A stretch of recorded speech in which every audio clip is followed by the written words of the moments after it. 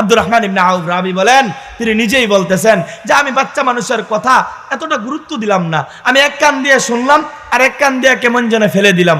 এমন সময় পাশের আরেক যেই নৌজওয়ান যুবক, ওই নৌজওয়ান যুবকও ডাক দিয়ে বলে, ইয়া আম্মি, হে চাচা, আরিনি আবা জাহলিন, আবু জাহেলকে চিনেন?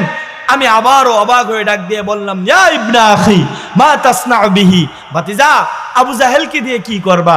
ওই যুবকেরও সেম জবাব, আহাতুল্লাহ, আমি আমার মালিকের সঙ্গে একটি অঙ্গীকার করে এসেছি, ইন রাআইতুহু আন আকতুলাহু আও আমুতা দুনাহু, আমি আমার মালিকের সঙ্গে একটি অঙ্গীকার করে এসেছি যে এই আবু জাহেল আমার রসুলকে অনেক কষ্ট দেয়, এই আবু জাহেল আমার রসুলকে নানাভাবে কষ্ট দেয়, সুতরাং আমি অঙ্গীকার করে এসেছি যে আবু জাহেলকে শেষ করব, না হয় আমি নিজে শেষ হয়ে যাব।